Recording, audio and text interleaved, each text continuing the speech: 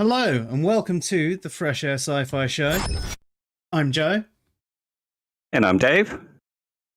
and I hope you enjoyed that little mix. I've desperately been trying to get the energy to have a mix of late, and I just sometimes it can just between work and family and everything like that. I've just been so exhausted. So I've basically tonight had a little mix. I was actually going to play some new tracks, ones that I'd never played before, so it was going to be even worse than that was like the bit right at the beginning where I left the effects on and I was like, this track sounds really weird. I swear it doesn't usually sound like this, for about 2 minutes. It's the end of the week. You expect these kind of things to happen. Yeah. At the end of the day, I've always said I'm a shit DJ. Nah, you're awesome. Right, I do know one thing though. These headphones that I thought I'd plug into here do not sound very good at all. Because my other ones are broken, I thought I'd try a different set. But it's not until you actually go live that you can test some of this stuff. So it's alright. I'll use the broken headphones again today, and I will have to invest in a set for the turntables because it's going to be annoying remembering to unplug and replug. Dear me. Right, speak now. Oogie boogie boogie boogie. Perfect quality. That's so much better. Nice right. one. So yes, tonight's stream. Now we can get on to that. Tonight's stream is about if atheism is true. Now, we're not actually going to be discussing whether atheism is true or not. It's actually about the phrase, if atheism is true. Now, the reason we're going to be discussing this is there can be a lot of contention when you hear that phrase used. There is a lot of resistance from many atheists in the atheist community. We understand why that is, so we're going to explain that a little bit later. We're also going to explain how it is actually a valid phrase. And generally, the people using it are talking past each other. So, Dave, you actually wrote a little article on this one, and I think you said you wanted to maybe share your screen and load a couple of images, or maybe even the article itself to go through, didn't you? I've got a few images to load up, which I took from a few different threads and on Twitter and on YouTube, and they're basically examples of the kind of answers that get given. And I thought maybe we could kind of discuss why they're both right and both wrong. Okay, sounds good. And it also gives us a chance.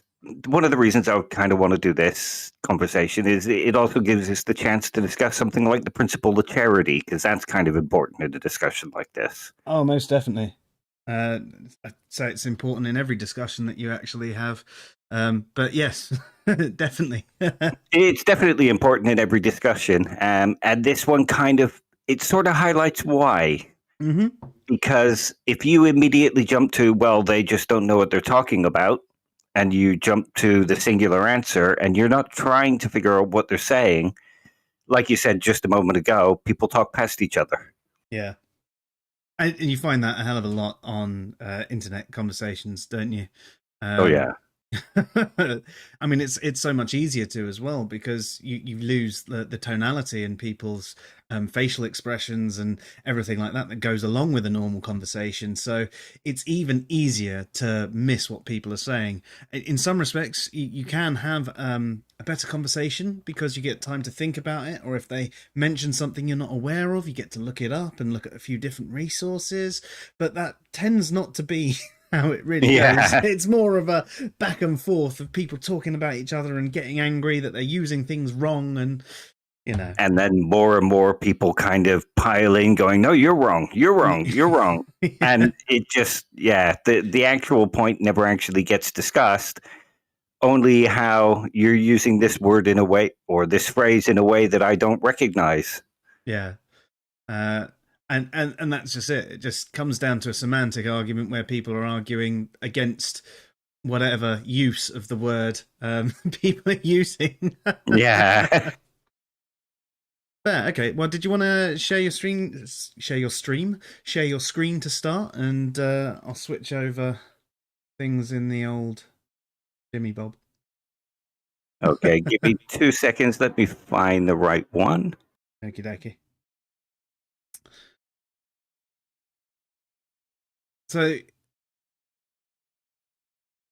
when we are talking about how these phrases and things can be misused, you've got to remember that the words, so many words, are polysemous, and that in itself is the problem. That you'll find people are generally only aware of one use of a term, and all of a sudden you use one that's different. Well, you're wrong for using that.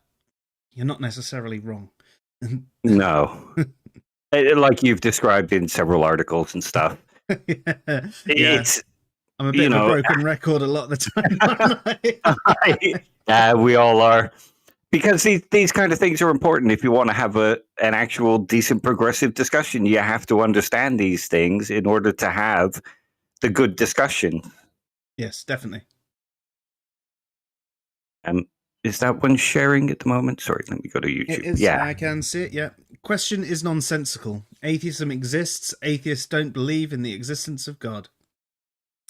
Yeah, and that seems to be one of the most standard answers. It's a nonsense question. And like you were saying, if you only understand it one way, and you only look at the question in one way, you will think it's nonsensical. Because what they're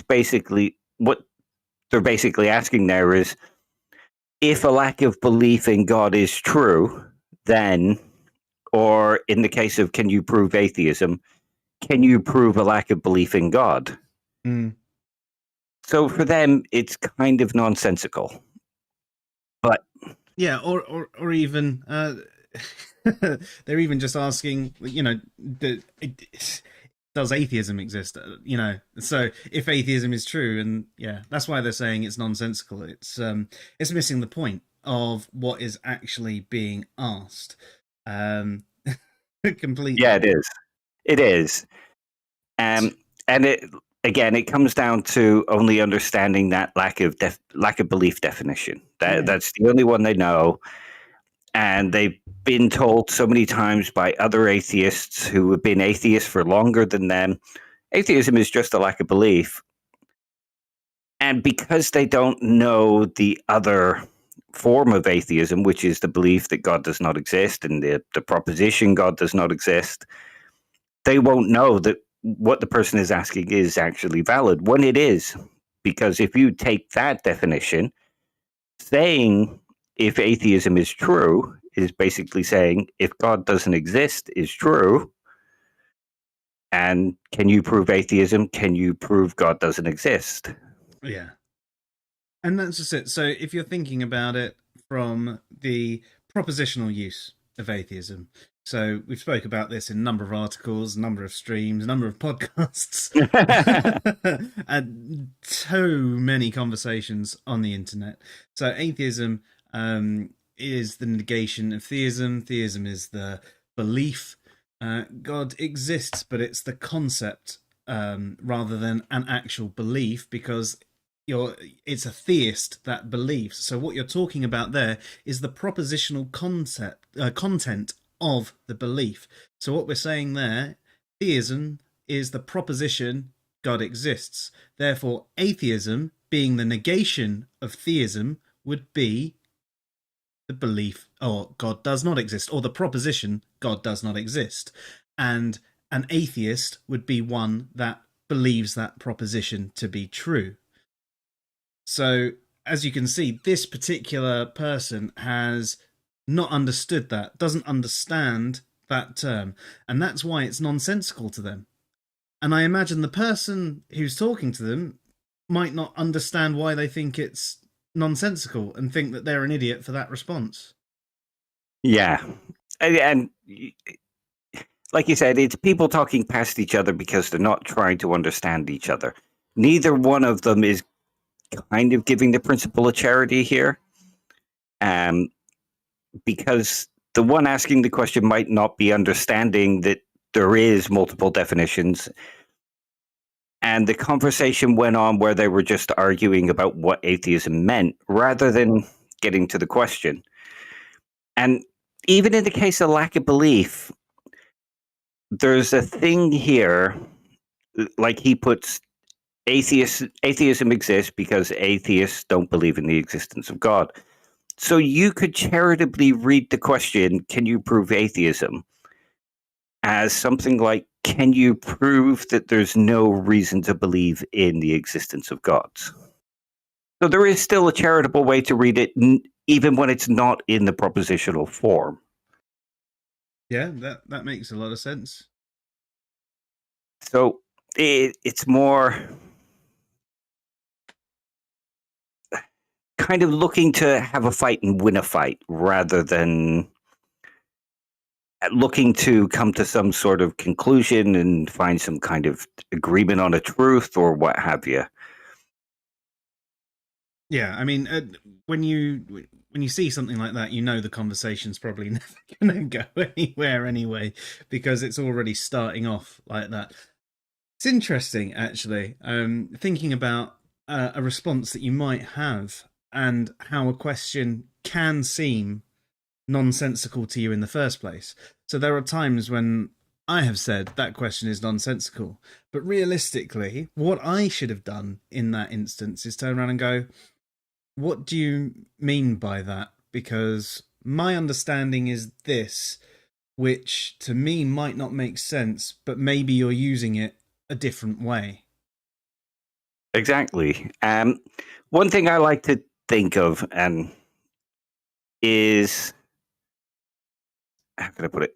If I think a question is nonsensical and the person is asking it in earnest, like asking it honestly, it's probably more likely that I've misunderstood the question than they've asked a nonsensical question. That's not to say that people don't ask nonsensical questions, because there are nonsensical questions. But if you hear something and it sounds like nonsense to you, and that person is asking you in an honest fashion, looking for an honest conversation, chances are more qualification is needed, more clarification. Exactly. As Josh says, it's better to do that rather than flip the chessboard. Exactly. Yeah. You're right. And I think perhaps that is something we can... I mean, it's like I was talking about anchoring biases the other day. I think that there is a certain anchoring against non-atheists by atheists, and they instantly assume that it's going to be a stupid, nonsensical question, even though they tend not to be in bulk. It's just the loudest and proudest that you might find on the internet, Yeah. And unfortunately, there's this bias here that, they're idiots, which is far from the truth. But you've got that bias there. You hear a question that doesn't seem to make sense because you only have a singular understanding of something, and instantly, well, clearly it's them that are wrong. So... And some atheists go into it expecting the other person not to understand atheism. They're trying to fit in by showing that they know what atheism is. It's everybody else that misunderstands it, but they're one of the ones that understands it. There was the conversation on Twitter the last week, I think, might even have been the other night. It's been a very long week already. Where the person says, "Oh, my guess is that they've misunderstood atheism. What do you think atheism is?" So they've automatically assumed that the other person doesn't know what they're talking about. At least they try to qualify it a little bit, though. Yeah. And then the person they were speaking to mentioned what atheism is and mentioned the propositional usage. And the person said, "See, I told you didn't understand what atheism is." Like, well, no, he hasn't misunderstood. But they've automatically gone in with the mindset that the other person must be wrong and must not know what they're talking about with atheism. And that sort of attitude will create a conversation like this as well, where it's, what do you mean? That's a nonsense question. Rather than, what do you mean by that conversation? That question. What do you think atheism is? Yeah. Yeah. Oh dear. Let me just find another one. This is another one with regards to if atheism is true, or can you prove atheism? And it's, I would have thought it was simple, and I blanked the names out because I don't like dogpiling and I don't like people going after others. Yep. Atheism is not being convinced that God exists. So and so is an expert, and perhaps the only expert on her own mind. Ergo, if she says she's not convinced of a God, that should be taken as convincing evidence she's not convinced. So the person asked, do you have evidence for atheism? So what they're really asking is, do you have evidence God does not exist? Whereas them thinking it only describes a psychological state has led to this misunderstanding, which is, well, she's an expert on her own psychological state, so therefore her psychological state is evidence for her atheism. Indeed. And you can understand in a sense that they're not wrong. No, they're not. They're not. They have an understanding, and they're right when it comes to things like beliefs. Generally, if I tell you I believe something, there's no way for me to actually prove that I believe that to you. You sort of have to accept that that is my psychological state, and I can give you justifications to make that belief rational, or I can refuse to. Hopefully I have those justifications in my head, but if I don't have justifications, or they're really weak justifications, then it's an irrational belief. Yeah. But again, as you say, Dave, this is another misunderstanding. The fact that this isn't the only use of atheism. It's just quite common on the internet. It doesn't necessarily make it the best use. It doesn't necessarily make it the most sound use of atheism. It's a valid use because that's how language works. And it's a common use on the internet, as I said, so there's utility to it. Like I was saying in the last stream, that I mean, if I could define atheism as eating cheese sandwiches, and an atheist is one that eats the cheese sandwiches, that doesn't have the utility. It could get the utility from me using it regularly. It would still be valid because that is how language works. But again, it doesn't even have the utility that the lack of belief definition of atheism has. And it's not as sound as the normative philosophical use of atheism, which is the negation of theism, understood as two different propositions: God exists and God does not exist. Exactly. And one thing I will say about theists as well, because I don't just want to be criticizing atheists here, because it shows a kind of misunderstanding from theists as well. Because the lack of belief definition has been going for what, about 10 to 15 years now. And it's picked up popularity, and online, I won't say a vast majority, but I will say most of the atheists you come across will be using that lack of belief definition. Not all of them.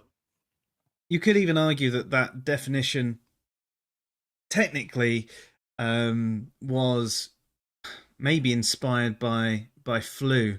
Was that 72? 72, yeah. Yeah. Where he the tried presumption of atheism. Yeah. Where he was trying to get, basically positive and negative atheism, which is now seemingly used as implicit and explicit atheism, or the other way around. Weak and soft and hard, weak and strong. Yeah. All those different uses of atheism, basically saying that all non-theists should be regarded as atheists. So, and you've got your different position that you have there, but it didn't really gain much traction, as Dave said, until the last 15 years or so. And it has become more commonplace. And I think that it's largely because of politics in America and trying to get things like creationism thrown out of schools. And then the political agenda is, well, all non theists are atheists, so let's group all of them together as atheists and let's have an atheist organization and let's try and defeat religion. And unfortunately, with something like that, with a country that is as big as America, that they've got a lot of power, and they're the large portion of natively English speaking people on the internet. Therefore, that use will spill out, and it will spill out to other countries. And atheists who understand the normative use, or at least think that that's the use, will come onto the internet and get corrected and told, no, it's only a lack of belief. And all the atheists are saying that. So then they'll go, oh, I guess my understanding was wrong, because everyone else, all the other atheists are saying it, and atheists would know what atheism is, wouldn't they? Because you tend not to have the philosophers in those sorts of groups. So, No. Josh says, it just so happens that the cheese sandwich eater also believes there is no God. Hello, OP. Nice to see you, dude. Hey, Opie. Well, I have a well, not a contradiction, but here's a complication for you. If atheism is a lack of belief in God and also a cheese sandwich, the cheese sandwich would lack a belief in God. So it would be double atheist. And the atheist eating it would be committing cannibalism, because it would be atheists eating their own kind. Just to complicate the situation. Well, I mean, atheists as cheese sandwiches is no more ridiculous than rocks being atheists. Yeah. But if the theist is going into those kind of groups or going on Twitter and having arguments with atheists, they're going to have come across the lack of belief definition before. So if they're storming in, just using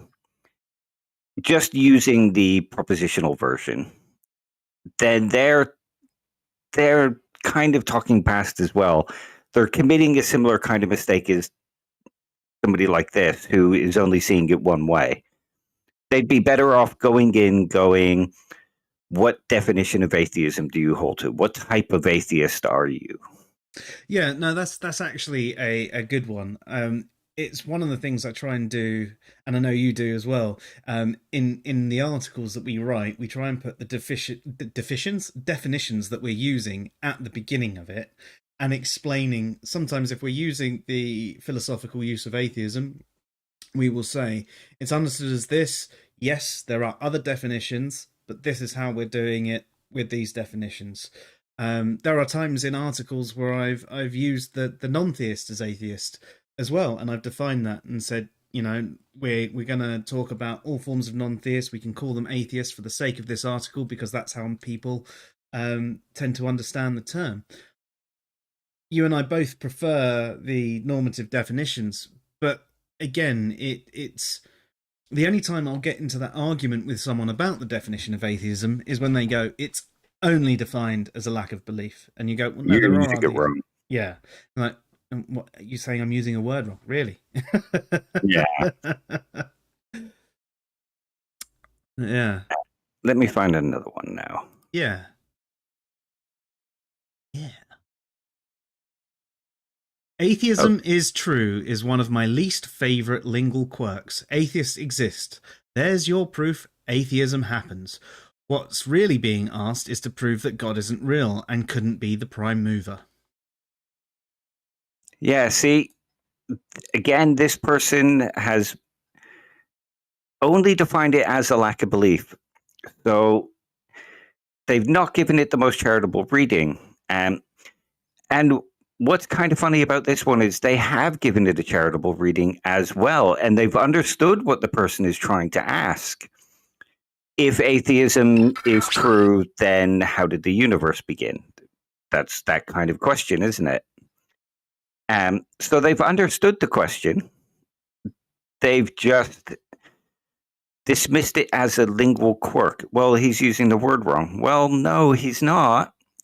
And you've understood how he's used it. It's just that you've dismissed that definition as an invalid definition. Mm. And again, the prove God isn't real is that's the mistake on the difference between a belief and a claim, the justification on a belief and a claim. When you talk about the burden of proof on a belief, you don't prove that your belief is true. You're justifying it to be a rational belief. So what you're saying there, what has missed the point is actually, what are your reasons for not believing in God and God not being the prime mover? You could, of course, prove certain gods are not real as well. I think there are plenty of reasons to find logical contradictions in the way certain gods are described in even in the Bible. Now, I think you can excuse it. There are definite ways you can, if you listen to some more of the brighter theists, they can explain what their interpretation is that helps avoid that logical contradiction. But it's fair to say the God as described in a number of translations of the Bible cannot exist as it is described. Yeah. That's not saying that God definitely doesn't exist. It could be based on a God and we humans fucked it up because we tend to fuck everything up. That tweet. Yeah. There you go. I've justified it without even trying. Dave justified it for me. But yeah, you're right. When they say something like, can you prove atheism? They're basically asking if you can show that it's rational to believe that God does not exist, or rational to believe that God isn't the prime mover. And there's plenty of arguments out there that give rational reasons to believe naturalism is more likely. Mm-hmm. Definitely. And I think in conversations like this, when it starts out like this, the guy's obviously understood what he's meant, but it's become an argument about the semantics. Now, the more interesting argument is the argument about whether it's rational to believe that God doesn't exist. And if the goal of the atheist is to convince the theist that it's more rational to not believe, isn't that where the conversation should be leading? Oh, definitely. Yeah, most definitely. Yeah, they missed this opportunity to explain the rationality behind them. Let's just say lack of belief, where it's I don't believe rather than I believe not. They missed the opportunity to show that it's rational to not believe. But then that's the next problem that you've got in the conversation as well, because they've been told by folks like Aaron Ra that if you don't believe something, you don't have to justify your belief. It's only on someone making a claim. You know, a lot of theists don't even make a claim that God definitely exists, just that they believe it does. Some take it a step further and they might say, I know in my heart God definitely exists, etc. But not all of them. So if by that definition, if it's only on the claimant and someone's actually going, well, I only believe, Rarists have absolved them of the burden of proof. And that is not how it actually works, because any position on a belief requires justification to be rational. Just to quickly cover, there are three cognitive states that you can have towards a proposition. You can believe it's true, believe it's false, also known as disbelieving in the proposition, or you can suspend judgment, which is where you don't believe it is either true or false. You're like right in the middle. It's the fence-sitting position. Now, atheists that say that they don't believe God does not exist, they just lack belief, what they're saying is they are on that middle ground that would normatively be described as someone in the psychological state of agnosticism, or being agnostic towards the proposition God exists. But there's still a justification to have. Well, why don't you believe it's true, and why don't you believe it's false? You've still got that bit in the middle to explain, to hold a rational belief. Absolutely. And you also get a lot of atheists who will argue that atheism is the idea that there's no good reasons to believe in God. An atheist is someone who finds no good reasons to believe a God exists, so therefore they don't believe a God exists. Now, do you know what a fideist is? No, I read about it a little while ago in the SEP article of atheism and agnosticism. So I have read it, but I don't remember. So please explain. Okay. A fideist is somebody who has faith in God and believes that God exists, but they will argue that there are no good reasons to believe God exists. You just have to have faith. So would that make them an atheist if an atheist is someone who believes that there's no good reasons to believe in God?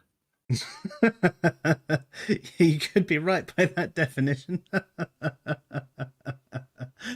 Opie says, as a Lactheist, why don't they do X hobby? They would have some justification. Oh, why don't they ask X hobby? I don't understand. Why as a Lactheist, why they don't ask X hobby? They would. I don't understand what you mean by that one, Opie. Don't do cross hobby. Do cross hobby. Is that what it means? Oh, ask a Lactheist. Right, that's what you meant by the ask at the end. Ask a Lactheist, why don't they do cross hobby? They would have some justification. Yeah, no, that's a good way to actually phrase it. So rather than sort of take out of the belief spectrum for a second and ask them why they don't do something. Why don't you rape small children? And you go, well, I believe it's wrong. Well, why do you believe it's wrong?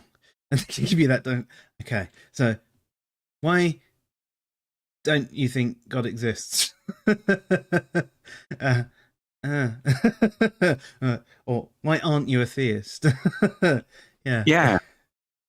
Josh says he loves Oppie's rationalization of atheism based on theoretical virtues. I need to read that one. Do you know that one off the top of your head, Dave?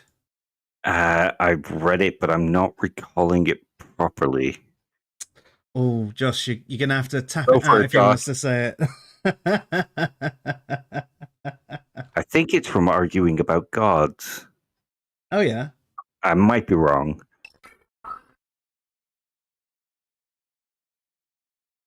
Ooh, thank you, Emerson. And young polymath. Thank you. But so again, this kind of tweet, it shows that the atheist is understanding the question that's being asked. But they're also not. They're not giving it the most charitable reading, which is what really should be done. If they gave it the most charitable reading, they would have had the right reading, obviously, from the last statement, and the conversation could have continued. Yeah. I think there's so many conversations, though, aren't there, that actually just get stopped by semantic issues.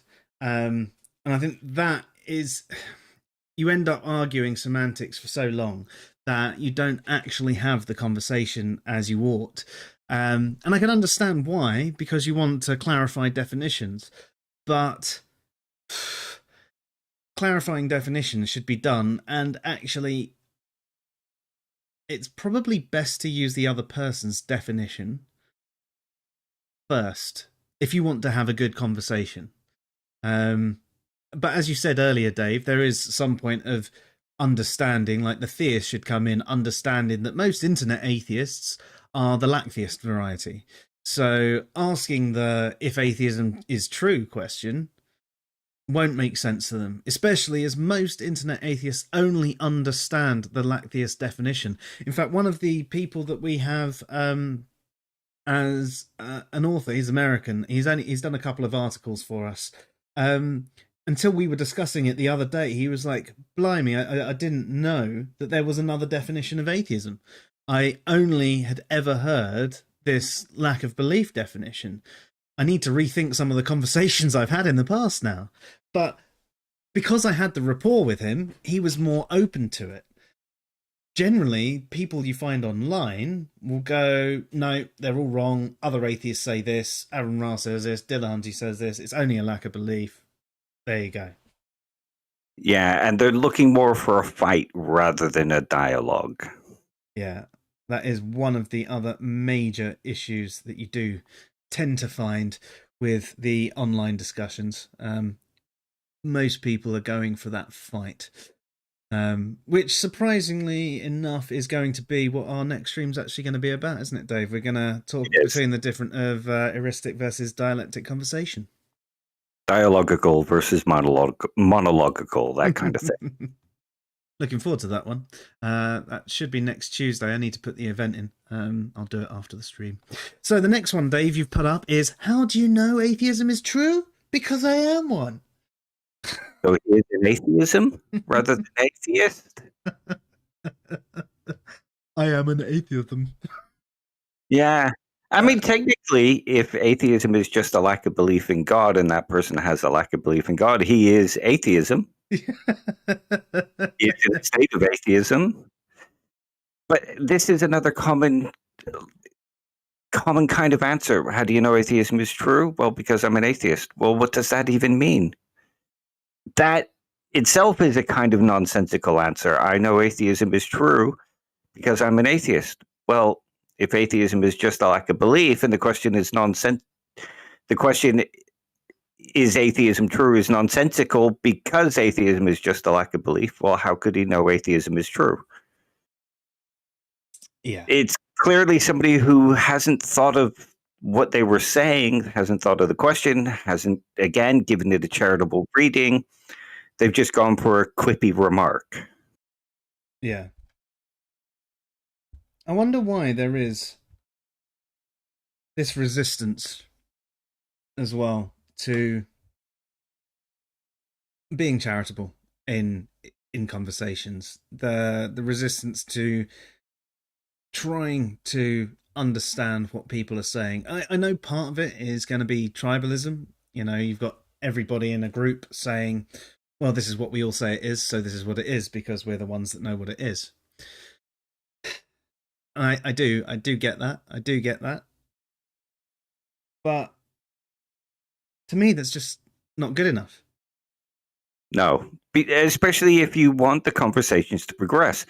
If the goal is to maybe not disabuse people of their religious convictions, but at least get them to understand atheism and why it can be rational, why people do believe, why people do think naturalism is more probable, then answers like that and discussions like that won't progress the conversation at all. No, not at all. Hang on, let me find another one. Atheism is simply a lack in God claims. That's all atheists are. A lack in God claims. I suppose that's a lack of belief or a lack of God claims. There you go. That's someone trying to understand what someone meant by what they were saying. Yeah. It's trying. This is an opportunity to give an example of the principle of charity, trying to give something that might sound a little bit, the best possible reading. So I think what they're trying to say there is atheism is a person who lacks any claims about God. They're trying to say they lack belief in God, but they're putting it in a sort of awkward way. I have no God claims. Atheism is no God claims. So an atheist is a person who has no claims about God and lacks belief in God. A lack of acceptance, a lack of belief in those God claims, perhaps. Yeah. I mean, those two terms are actually the same. Yeah. But not always understood that way. As we've seen from the people who go, I don't believe evolution, I accept it. Yeah. Okay. And I mean, a statement like this isn't exactly true either.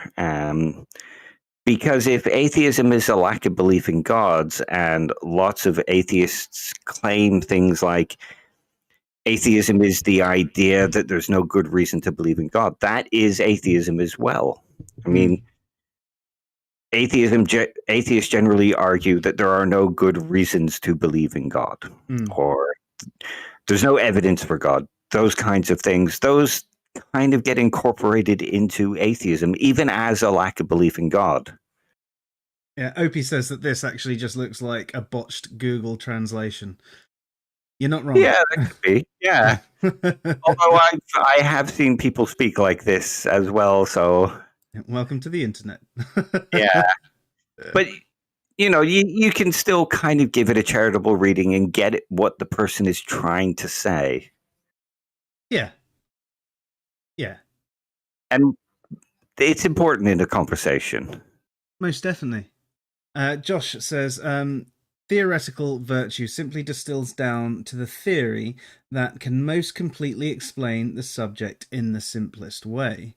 He argues theism and naturalism have equal explanatory power, but theism carries more ontological baggage and is therefore inferior as a theory. I mean, that almost seems like a very eloquent version of Occam's razor. Yeah. But yeah, I like that too. Thank you for explaining that, Josh. Most appreciated. Is it from arguing about gods? If it is, whichever one it is, send me a message on WhatsApp, and I will find it on Amazon and put a link down below if I remember.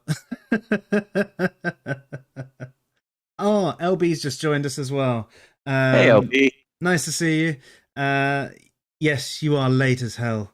You've missed my incredibly terrible mixing at the start and about 42 minutes of conversation. And now you have to write 100 lines that say, I will be an atheist.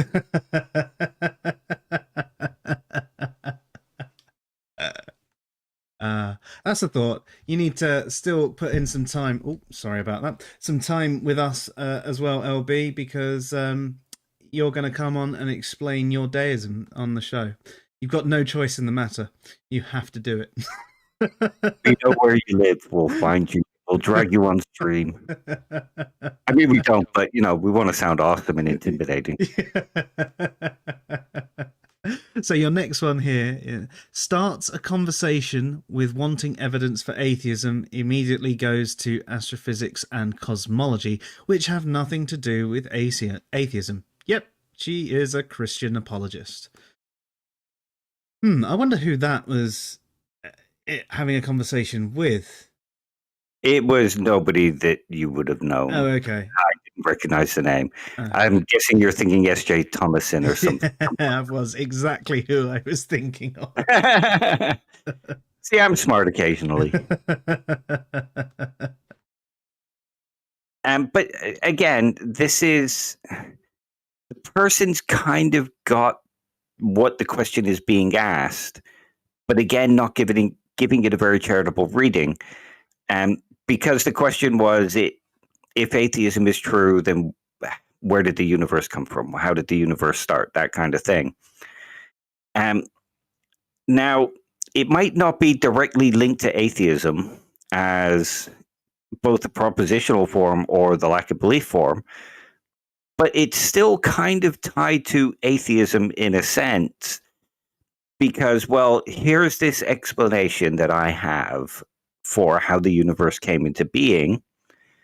If you don't believe this explanation and you think this explanation is wrong and there's no good reason to believe this explanation, then how do you explain it?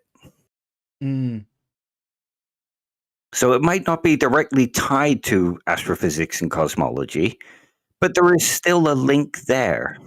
I think it's like we've discussed before. Whilst theism and atheism can be understood as the proposition, there's also the arguments that form part of theism and atheism.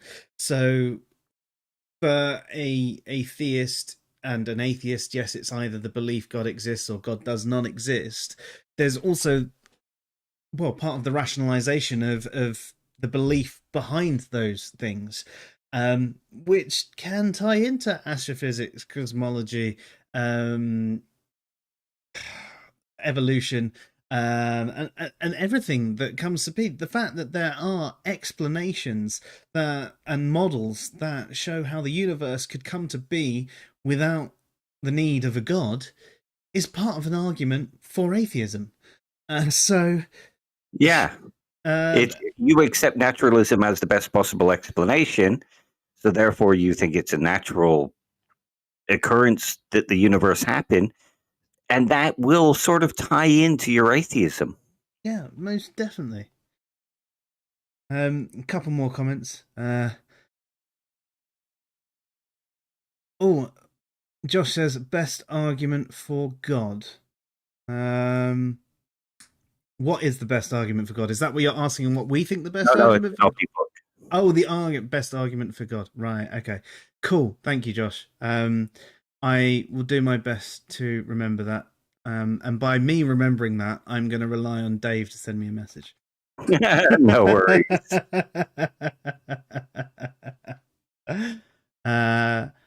And LB was saw me having a mix, but is working on getting the gains. Oh, you were back to working out. I must admit, I've been having a bit of trouble with that myself recently. And I say recently, when the missus got pregnant with our daughter, I ended up putting on all the baby weight, and I haven't been able to lose it. I've lost 6 kilograms of it, I think. But I just with lockdowns and this weather and everything like that, I've just got no motivation. I'm forcing myself, and I'm finding it hard to do a half-hour workout a day at the moment. So good on you for getting on it. But yeah, man, cool. Sorry, Dave. That's all right. No, that's what we do. We enjoy just regular general chatting as well. So we're not smart enough to hold a really long conversation where it's all clever stuff. Well, that's why we rely on people in the chat room to give us the information.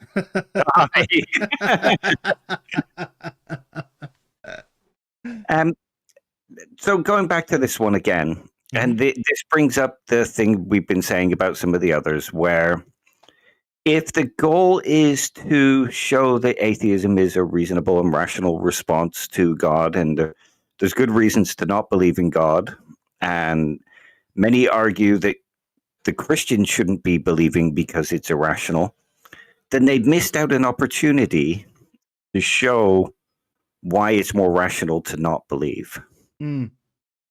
Or to believe not, whichever one they hold. I'm guessing they're all atheists because of the way they've answered the question. Josh has just clarified, best arguments against God, not best arguments for God. Yeah, I've got that one. I've not read it yet, though, unfortunately. Yeah. I must say that's what I'm going to have to do. My stack of books.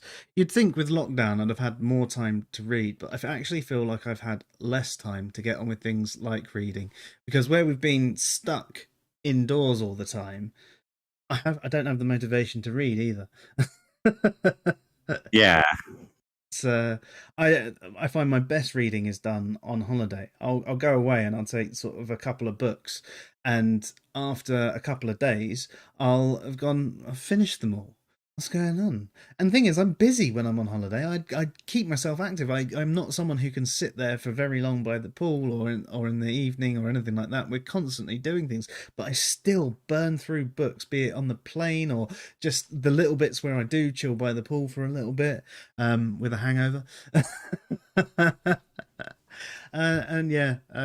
I don't. The fact that I haven't gone away for a couple of years now has really dwindled my enthusiasm for reading more. I read articles, but then they're more bite-sized, aren't they?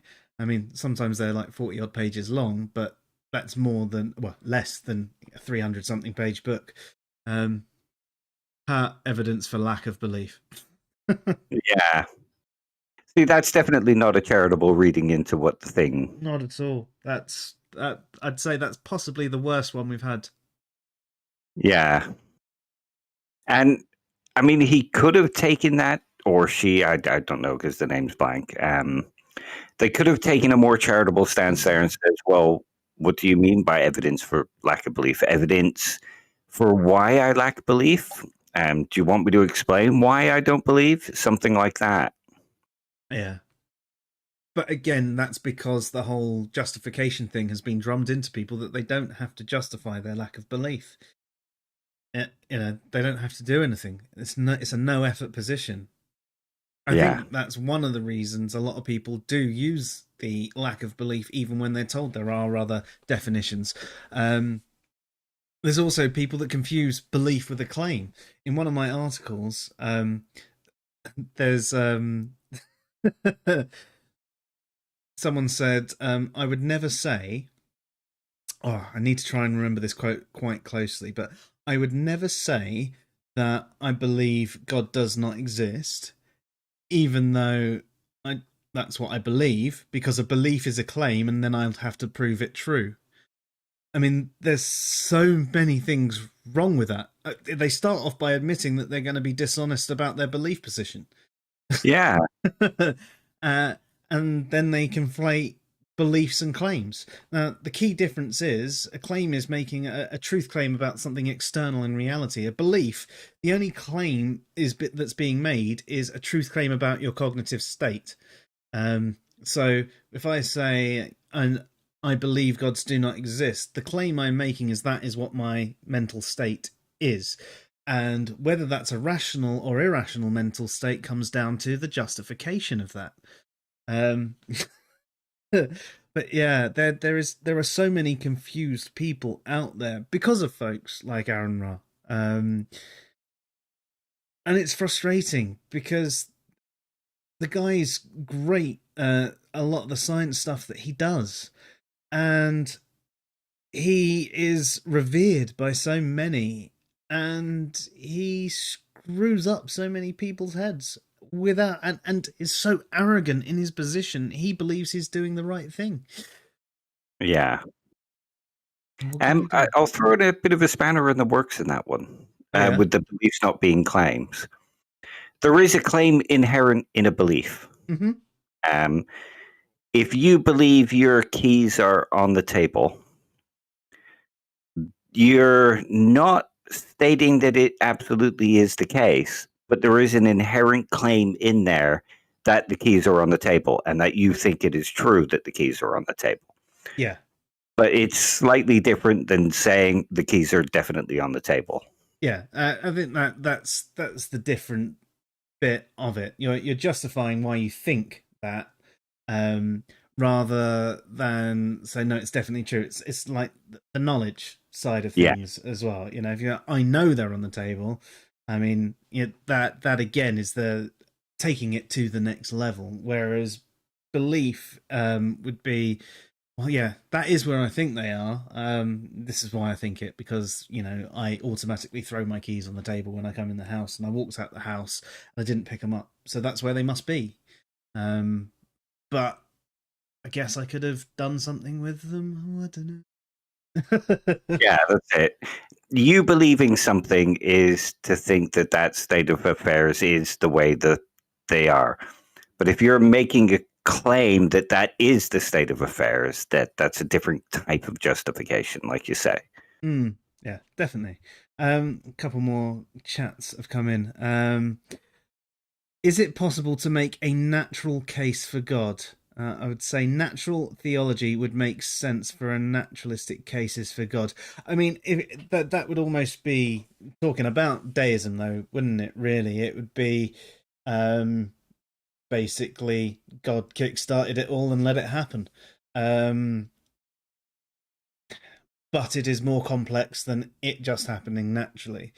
So, using Oppie's argument there, again, it's got more of an issue, unless you're saying that actually maybe gods are natural things that arise due to belief. So actually humans came first, the universe was natural, and the power of belief has actually created these gods to be.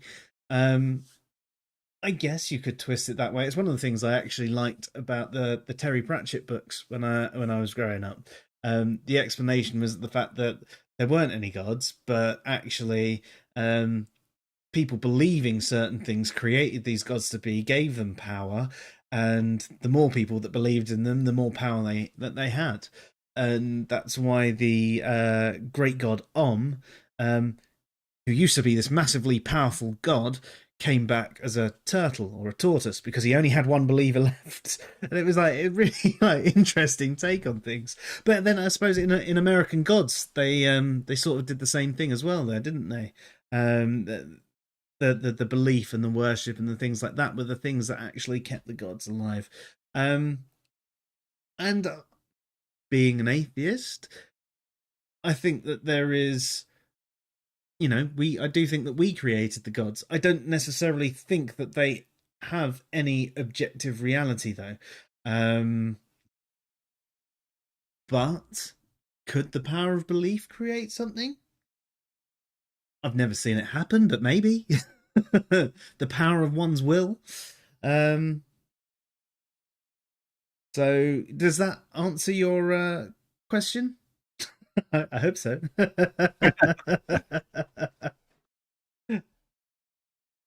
What do you take on that, Dave? Oh, are you off, OP? If you are, bye.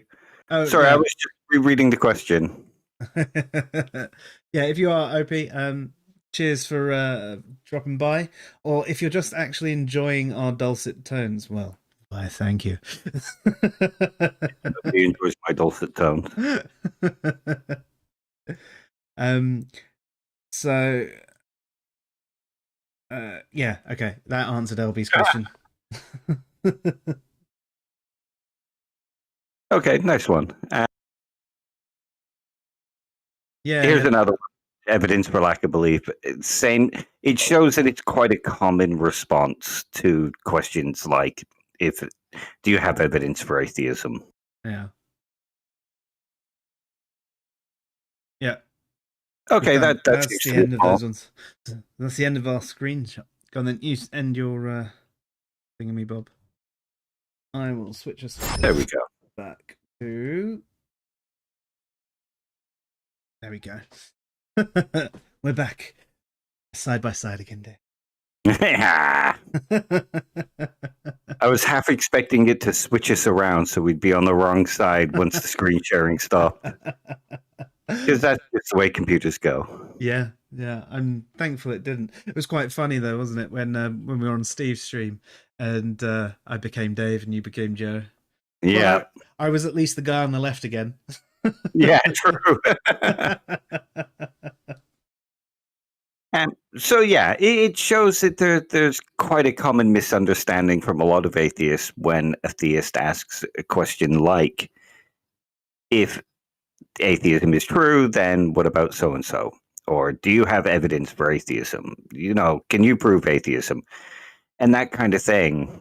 And equally, as we said, it also shows a lack of understanding from theists about how most internet atheists will probably be using atheism.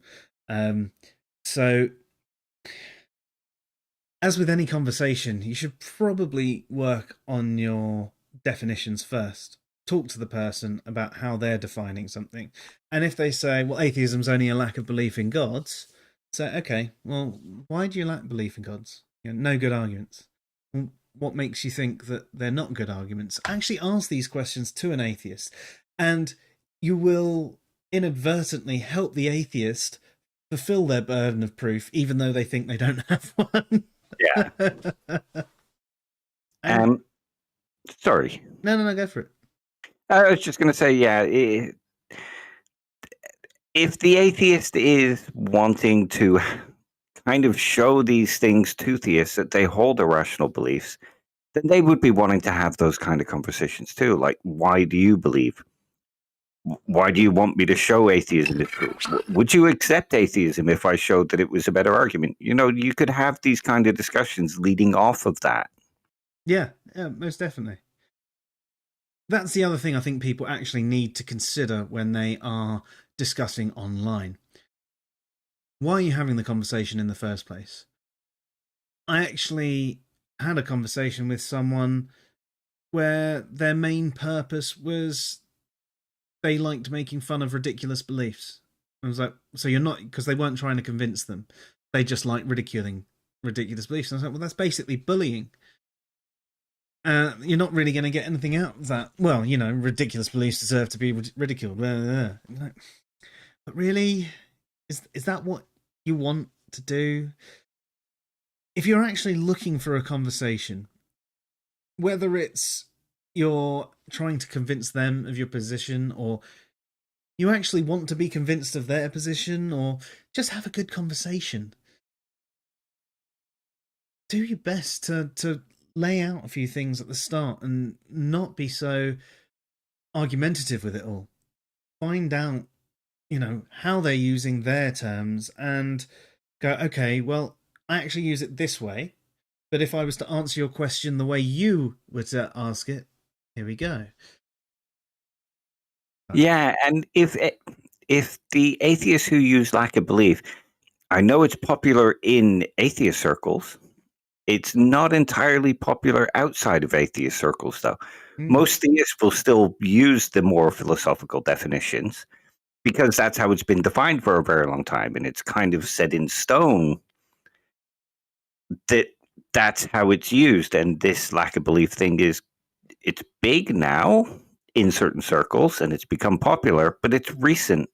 So if you really want theists to understand that there's this definition that exists as well, you would be wanting to have the conversation, wanting to disabuse them of their misunderstanding of how many atheists use the term now. Yeah. I mean, I actually had a conversation with an atheist a while ago. I think you might have even been part of that conversation, who actually goes, do you know what? I understand under the philosophical definition that, yeah, I probably would be described as an agnostic, but the way everybody uses atheism on Twitter is the lack of belief definition. So for the ease of the conversation, I identify as an atheist. And I was like, fair enough. Fair enough. Thank you for explaining. I know your position, and I know in my mind what you do and don't believe. So yeah, thank you. Yeah. And I mean, to show it's possible, the Duke, after several conversations, now accepts that atheism isn't just a lack of belief in God. He also says, yes, it's got multiple definitions.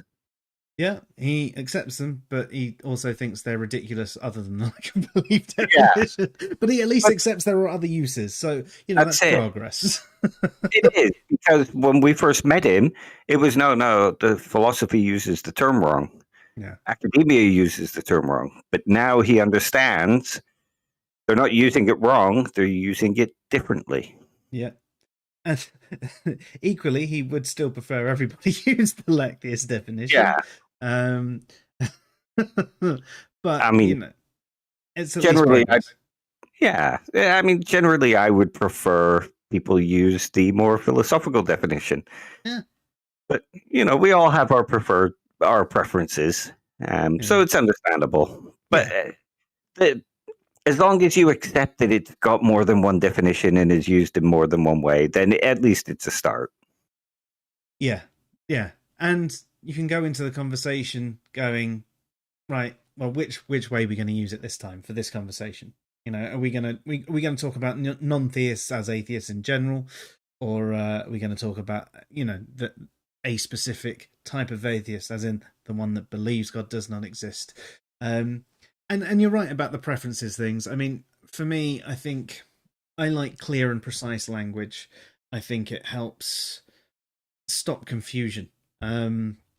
I do find the arguments that, well, no, not believing in God is perfectly clear.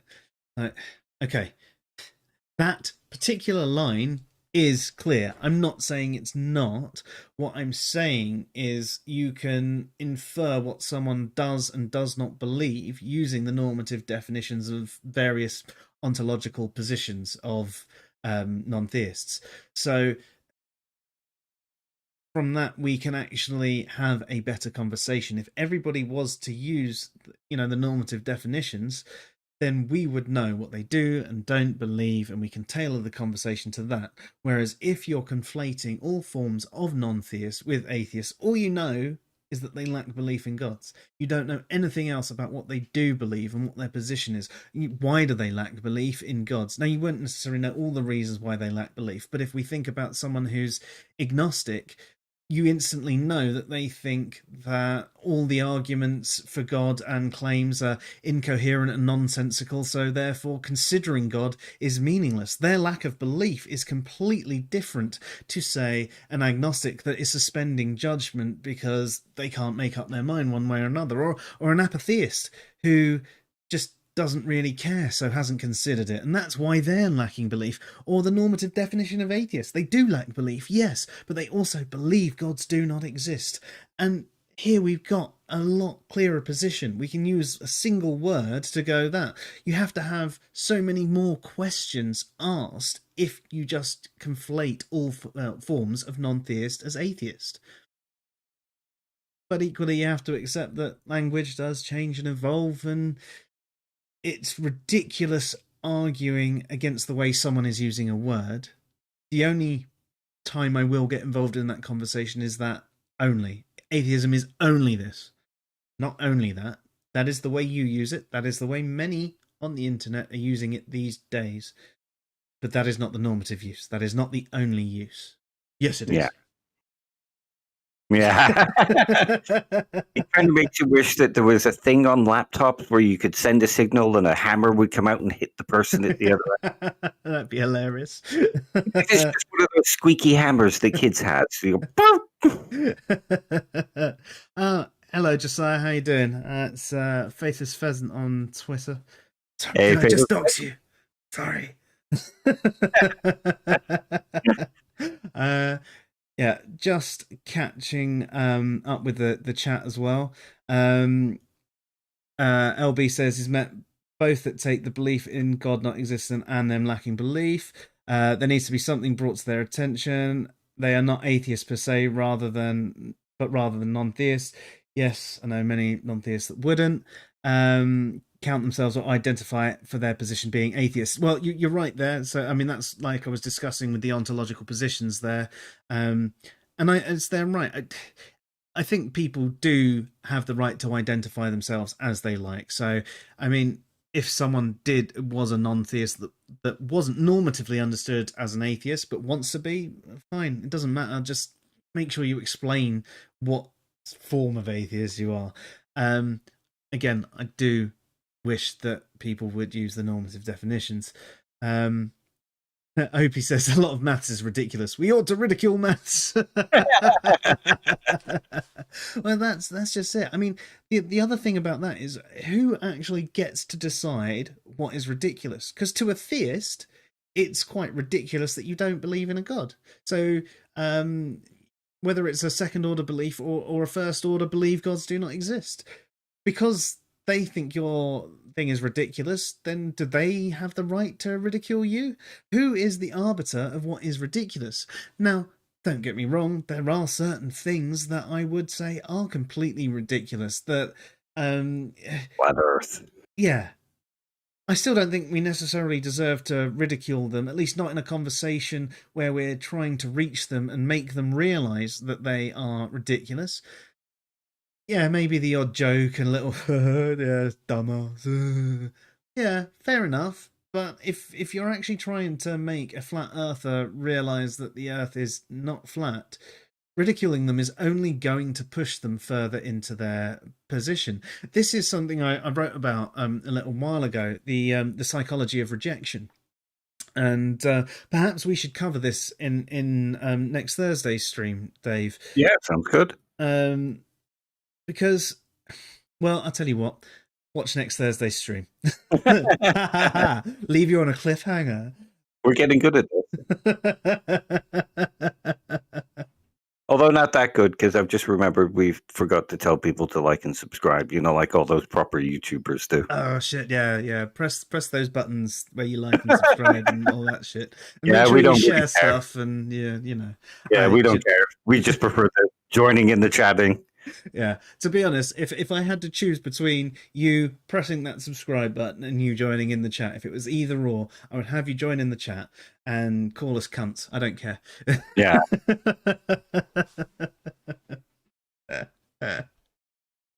I think theists are right in their right to say atheist and atheism is the position that God does not exist, but the issue is the miscommunication on assuming atheists use that. Yeah, so you're right. They are within their right to use that definition, and that is the ones that that we use ourselves.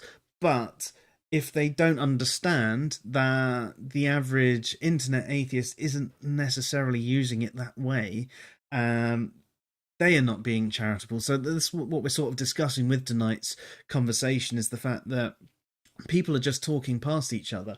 And the fault is actually on both sides. Although I do put more fault onto our side with this, because we're supposed to be the ones that are more smart and rational. I mean, isn't that what all other atheists say? So if we're supposed to be the smart, rational, knowledgeable ones, why don't we know? Why don't we know that there are other definitions of atheism? Why are we saying only this one? Why are we not using the more sound definition that we can make accurate inferences from?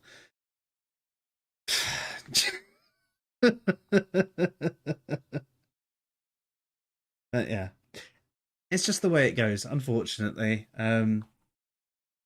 Hopefully we'll get to a point where the language becomes clearer again, but it might get a lot more muddy before it gets clearer. I think that language does change, language does evolve. If we get people thinking about things a bit more and realizing what rationality is, and understanding that there is more than what their inner bubble is saying, that there is actually more to atheism than just a lack of belief and things like that, then perhaps that change where people will understand, even if they don't use it, that there are other definitions of atheism, then great. I think more important, though, than understanding that is the principle of charity, and going, well, what do you mean by that? Because that doesn't make sense to me, because I understand that atheism is this. And they go, well, atheism is that. And they go, okay, well, that's not how I use atheism. This is how I use it. So this is how I would answer it. So I can't answer your question like that. Yeah, perfect. Yeah. Like they say, you should always try to steel man your opponent. You hear a lot of atheists say that, but very rarely actually do it. And that's what the principle of charity is. It's steel manning the other person, giving it the best possible reading, best possible interpretation. Yeah. And there's nothing wrong with asking for clarity. There's everything wrong with thinking that you know everything about the conversation. I think we need to stop and think. And when something seems stupid to you, take a step back and just ask, what do you mean by that? Or do you mean this by that? Clarify it. You might find that actually, no, they are being a complete idiot. Yeah, but at least, yeah, it does. It does happen. But at least you know at that point. And that's what we need to try and do. Yes, we are wrong thinking that we are the only rational ones. You're right. I've said it before. But, if we are going to say those sorts of things, then we should at least do our best to act that way. I think it's one of the more frustrating things I find about a lot of our fellow atheists saying things that they are smarter and more rational. Okay, yes, there is a correlation that atheists tend to be more intelligent than theists, but the correlation doesn't take a lot of things into account. For example, in poorer areas, you tend to have more theists in general as well. That's a correlation, but they want some help. And also, there's worse education in those areas. because they're poorer areas, there's less tax and so on and so forth. So those people are going to be studying less, and therefore you're going to have that correlation. Well, look, see, they're all stupid. But maybe they wouldn't have been if if everything was equal. So I know these, plenty of theists that are smarter than me, oh yeah, and plenty of atheists that are dumber than me. yeah, Um, yeah, you can't just go with one side or the other. Is the more rational, is the smarter, the better educated. It, people just aren't like that.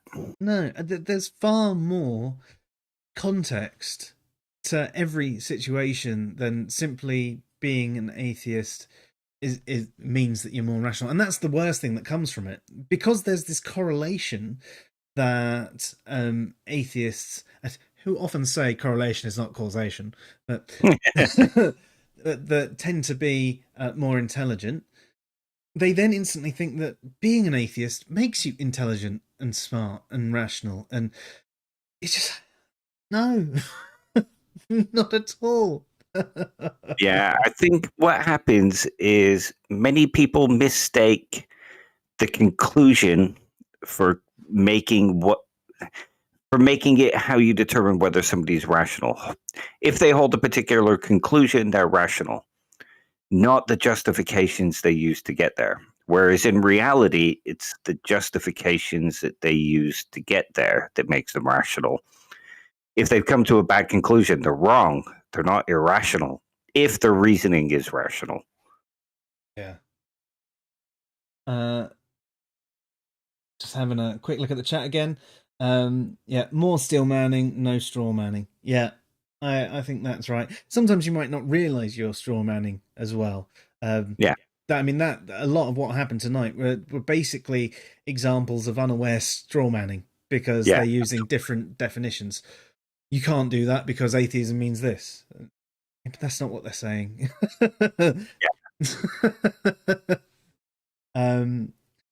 What I mean, in some sense, the theist is also guilty of straw manning because he's come in assuming that atheism is this thing and all these atheists believe this one thing. Yeah, that's fair.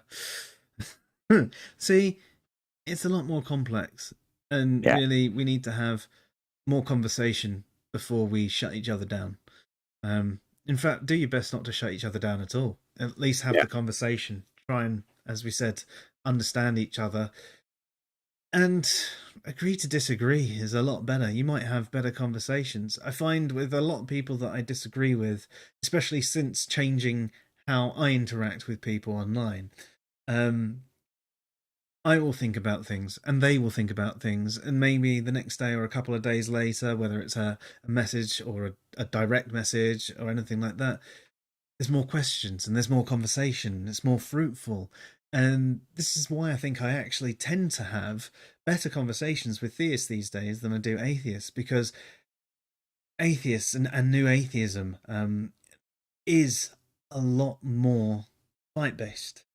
You know, they're not looking for the conversation. They're looking to defend their position and attack yours. And where I used to see a lot of the fundies being the pigeons playing chess, I see a lot of atheists being that way as well. And it's disheartening. And I just want us all to be better at the conversation, both theists and atheists, and other forms of non-theists as well, because I separate them, but I didn't need to put that in there because most of you atheists watching this will just think, why is he saying non-theists and atheists? They're the same thing. Yeah.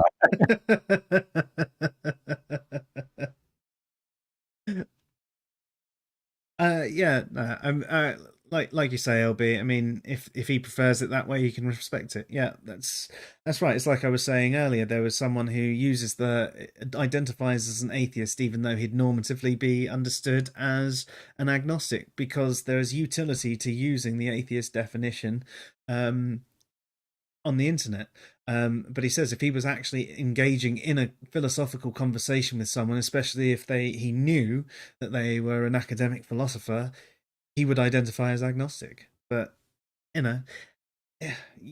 use whatever identity you want. Just be aware that there are other ways of defining things, um, and try and find out the way your partner is, using those terms. That's all there is to it. Just, as we said, charity, understanding, conversation rather than fighting. Yeah. And see, I think people like Matt Dillahunty and Talk Heathen, who are some of the others, Genetically Modified Skeptic, Rationality Rules, all those kind of YouTubers who are popular and have not just a voice, but they actually, people listen to them and take what they say and run with that. If they were to actually start moving away from this rhetoric that atheism is just a lack of belief and start saying, well, you know what? Actually, it's got multiple definitions. Some people might use this definition. You might prefer to use this one. If those people would do that, would step out of that kind of need to gain followers and fans and not upset their fans, then the conversation would change. Oh, most definitely.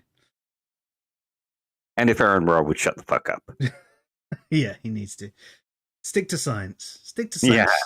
Yeah. You're good at that. The arguments against creationism, they're good. They're good. Stay out of philosophy. Yeah. I stay out of science, you stay out of philosophy. My daughter has better philosophical understandings than Aaron Rowe, and she can't even speak yet.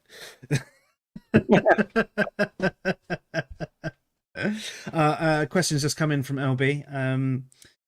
Do you think fundamentalism produces the new atheist types? They're really dogmatic like them. They switch sides but kept the mindset. Yes and no.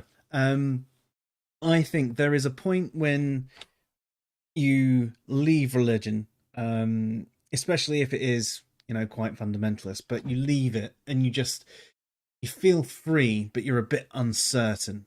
And there is a bit where you're sort of justifying it to yourself at the same time, and you're trying to convince other people. And you've realized, I was so stupid for believing X, Y, or Z. All these people are still so stupid. Fucking hell, why do you believe that? Grow up. I've grown up. It's not necessarily nice, but it's quite natural. I mean, you see people who get convinced of moral arguments for veganism. It's always the new vegans that are the loudest and proudest and get up in your face. Your actual average vegan that you have a conversation with is actually quite chill. And they go, well, no, I do believe it's immoral, but, I'm not going to get up in your space. It's not an argument worth having unless you want to have a conversation with me about it. And they'll have a respectful discussion about it. But the new ones will be the ones that go into restaurants and throw blood over things and all of that. And they're the ones you hear about. And that's the same with the sort of new atheists. They've broken up their shackles and they're fighting against religion, fighting the good fight, fighting for what's right. And it's bred the same thing. And I do think you're right to an extent. The more fundamentalist and dogmatic your religion is, the more you're going to be in that sort of mindset anyway, which is why you're eager to find that dogma. I remember when I stopped being a Christian, I had to find something else to believe in. First of all, I had found other religions and I followed them, and I spent ages looking into them and saying, oh no, that sounds really right. And the more I looked into it, I was like, it's no real different, is it? All these religions are much of a muchness. Same, but different. And eventually I went through that and into being, uncertain and agnostic, and then into being an atheist. And even then, when I got online after hearing, meeting, should I say, a young Earth creationist in England, of all places, at work, absolutely lovely guy, but it inspired me to get online and look up this stuff, and he was giving me links to answers in Genesis and all of this, and I got really involved in debates online, and I was probably a bit of a dick at that point as well, because it seems so ridiculous and stupid, the things people were believing, like the whole flat earth thing, like anti-vax thing. And I was probably incredibly arrogant with the way I was coming across to things, because it just seemed so ridiculous to me. Even though for ages it hadn't necessarily been something that had even crossed my mind. But I, at that point, was corrected by other atheists that atheism is only a lack of belief.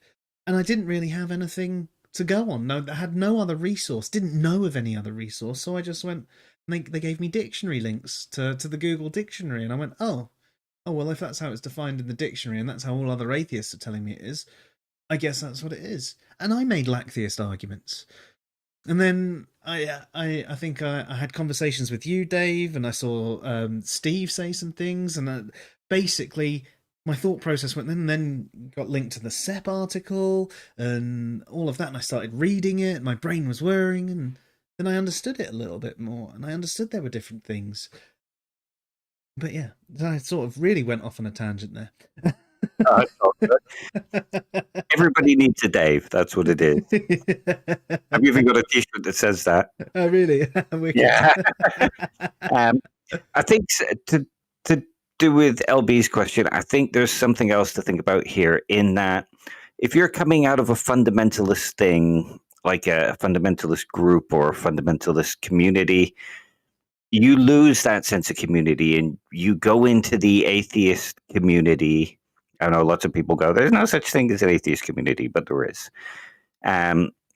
You go into, say, your favorite group or your favorite little collection of groups, and it becomes that community, and you find another community and you want to integrate into it. So you want to prove just how much of a good member of that community is and how much you agree with them and how great everybody in the community is, that kind of thing. I didn't go through it because never religious, so I never left religion. But when I've watched it happen, I've seen that kind of thing go on, and I think that plays a part as well. I think you're right. I mean, that's the tribal mentality as well, because the second you might say something that goes against the tribe and the group, you might have that result. Well, clearly you're not a real atheist. There's that whole no true Scotsman thing that we often say. How many times have we said something that we've been called theist trolls for, just because we're not going along with the dogma that doesn't exist in the community that doesn't exist? Yeah. I've actually had somebody say to me, you can't be a true atheist because no true atheist would say that religious beliefs can be rational. Yeah, I've had that one said to me too. Yeah.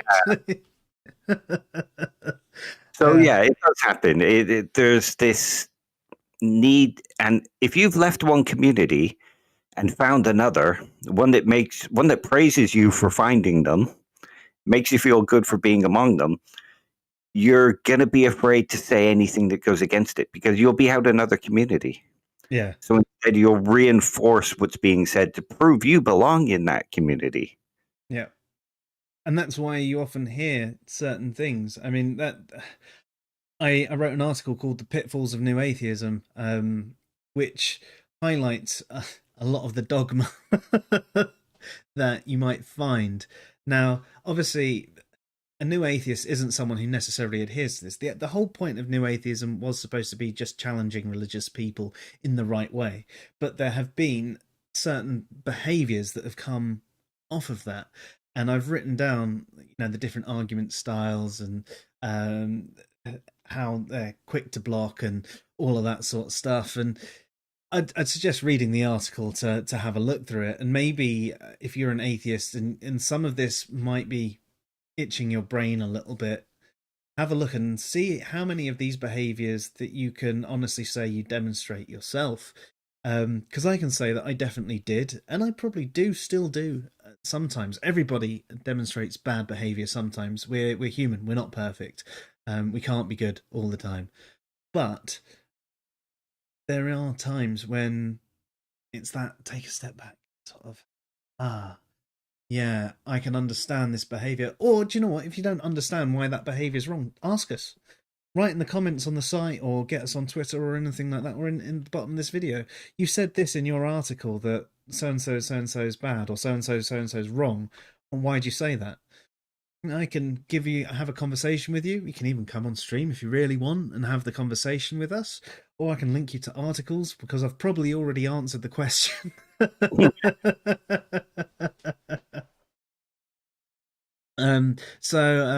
LB says, from in regards to what you said about the atheist talk shows, that they are actually more political rather than academic, but they're a political format to attack fundamentalism and pay lip service to reason and logic. Yes, you're right. And it's funny because they do often operate on faulty logic.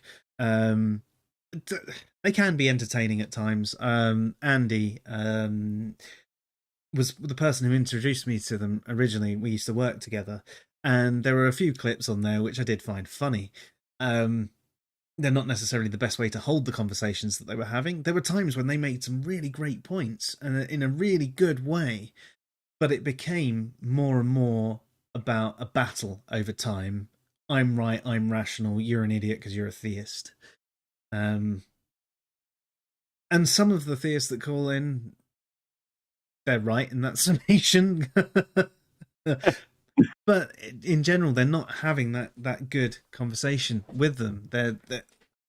That show to me seems almost like them buffing up the chest about how they're the super smart, rational, logical atheist, and fuck you guys.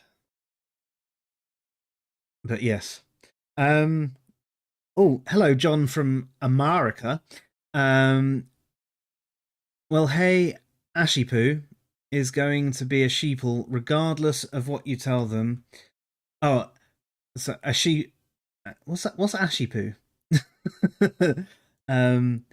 Regardless of what you tell them, right, are indoctrinated with spiritual truths. How much they're going to be indoctrinated with physical truths. So what you're saying there is, because they've been indoctrinated with spiritual truths, they are going to, and I assume you're talking about fundamentalists here, John, that, sorry, just you're arguing that, you know, they're so indoctrinated with these spiritual truths that they haven't been made aware of the physical truths and things like that, so therefore they're never going to accept them.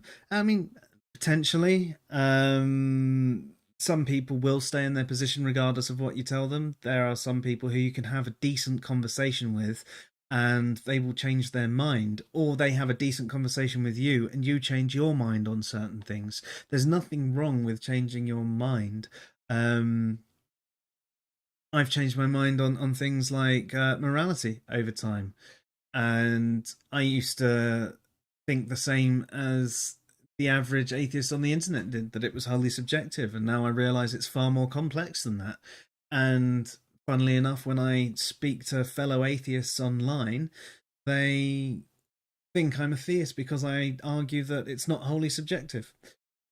Just like, it's more complicated than that, and I can explain why, and I try and have the conversation, but then they go, no, no, no, and they act like when you're having a conversation with a young earth creationist who won't accept that evolution isn't just a change in kind, and that it's more complex than that. So he also says, if you're talking about atheist experience, Matt has admitted to doing the show to teach people how to argue with theists. I pointed out plenty of times that communication was not the same. Well, yeah, how to argue with a theist. What's the point of the argument? I mean, if your point of the argument is to make yourself feel good and make them look stupid, then that's what they're basically trying to do. But if you're trying to convince them that they're wrong, there are better ways to go about it. And having a respectful discussion, taking time to understand their position clearly, and having that actual discussion where you share ideas is a much better way to convince them. Yeah, there you go. You say argumentation is a lower form of communication. I'd agree with that. I mean, there's nothing wrong with having a respectful argument, but getting into a heated argument is the way I think you're going there. And that's why I don't think shows like The Atheist Experience necessarily teach atheists anything worthwhile. I understand they can be entertaining, and there are clips from it which do make me giggle. almost don't like that they make me giggle, because I'd rather they were having good conversations and convincing the theists that they are wrong, rather than shouting at them and making them look foolish, because it's only going to reaffirm their position, which obviously is part of the psychology of rejection, which we'll be covering next week.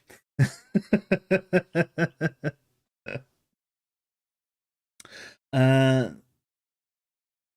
You're saying that there are spiritual truths that directly connect to physical truths, and if you're unable to see how they both connect to each other, you're going to be easily misled. Well, what do you mean there by a spiritual truth? Because people use the term spiritual in a number of different ways. Some people use it in the term of sort of like the way people that do yoga have a spiritual experience, man. They're not necessarily actually talking about any sort of religious experience, but more of an interconnectedness to the earth and the energies of the earth, man. Whereas others see it as a more connection with their deity, for example. So unseen, you say. So things that are unseen. So could you then say, for example, the mind, where the mind obviously has its root in the physical properties of the brain, but there is something a bit more to the mind than just the physical. So by where you're saying that there is an almost spiritual element to the mind, I suppose if that's the way you're using it, I can understand that. What do you think, Dave? That's sort of how it reads to me. That our mental events are connected to physical events anyway. So Yeah. Yeah, I mean, it depends. I mean, if you want to provide more clarification on what you're saying, we'll have that. So, on top of that, you have this theory that reality is more subjective than we realize, and the proof is our brains is directly made of matter, and it's too subjective. I mean, there you're talking about the perception of reality, I think. Correct me if I'm wrong.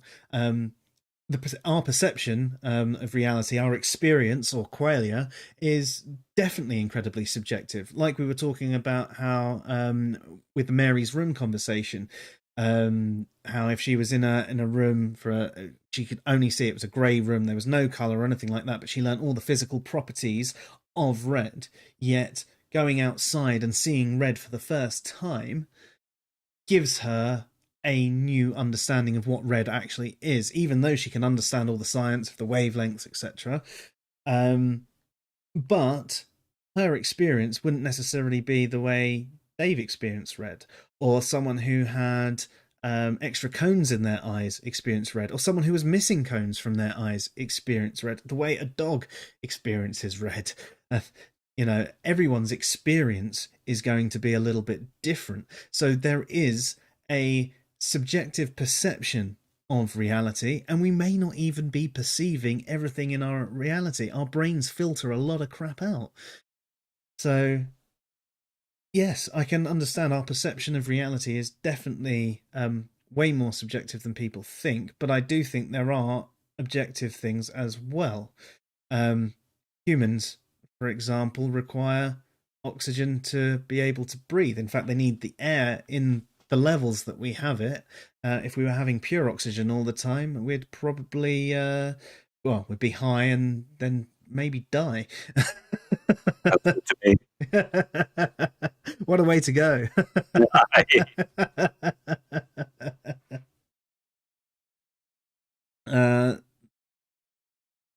There's a lot of paradoxes to that to the double slit experiment that they just try and ignore. Like the fact that we can be conscious in an unconscious state. Lucid dreaming, these words are not really explored. Yeah, I mean, I've had my experiences with lucid dreaming, quite interesting.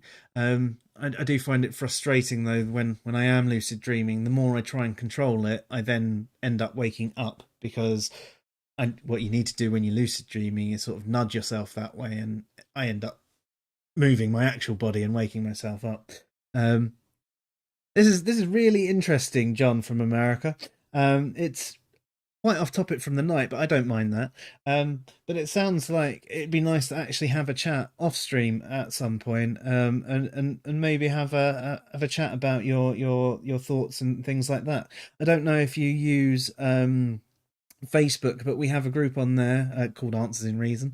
Or if you want to contact Dave and myself on Twitter for a conversation, we can do it over DM, so that it's not necessarily public, whatever you want. Dave is Trolley Dave 1971, and I go under Answers in Reason.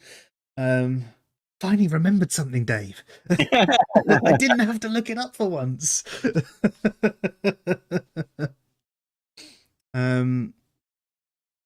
That's your email. It hasn't come through, whatever your email is. All I can see is that's my email. But yeah, unless your email is trolleydave1971, and that's a funny experience. But yeah, send us a message and we'll have a conversation about this stuff, and maybe do it in a future stream, because we are about to end for the night. But it does sound like a very interesting conversation. Yeah. Oh, it's really? I'm not reading that out.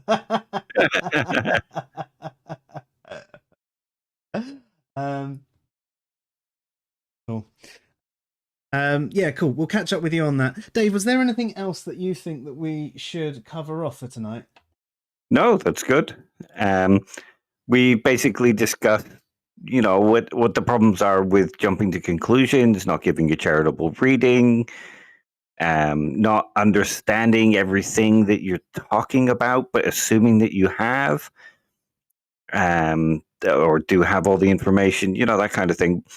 We've got to the heart of how misunderstandings about questions like, can you prove atheism, come about, and how to kind of solve them and have a better conversation. Cool. Yeah, man. My mind's just going whirring round and round, because I've really enjoyed tonight, and I kind of want to just keep going, but I know we need to end, and I'm trying to think of a good final thought myself, but I feel like I've said them all already. Big warbly bollocks. That sounds like a way to end the stream. And we'll be having a conversation next Tuesday about conversations.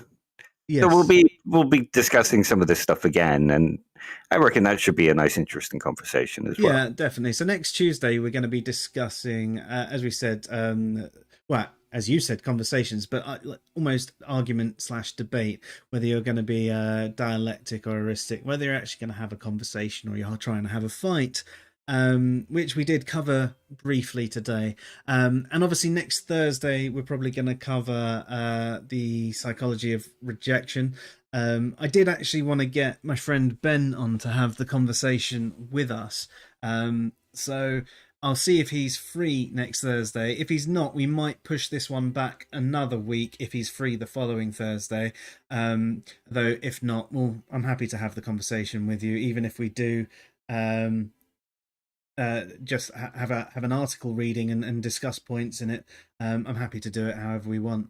But yes, thank you everybody who has listened in today and watched today, or who is catching the rerun. Thank you everybody that's interacted in the chat. You're definitely my favorite people, because I love this sort of conversation. I love being sidelined and given different questions, and it doesn't matter if it's actually on the topic in the first place. But yes, thank you very much, everyone. And that's basically it from me. You've been listening to the Fresh Air Sci-Fi show by Answers in Reason, and I'm Joe. And I'm Dave. Have yourselves a good night. Good night, all. Thanks again for joining us. I really enjoyed it. We usually stream Tuesdays, 8 p.m. GMT, 3 p.m. Eastern, till about 10. And Thursdays, the same time. We occasionally undertake other times as well. If you ever see us starting before 8 p.m. GMT or 3 p.m. East, Probably because I'm having a mix. So if you enjoy music, especially if it's glitch hop, drum and bass, or anything like that, then come join us. If not, wait till 8. Nah, he plays good music. Listen to him. Good night, all. Good night, all.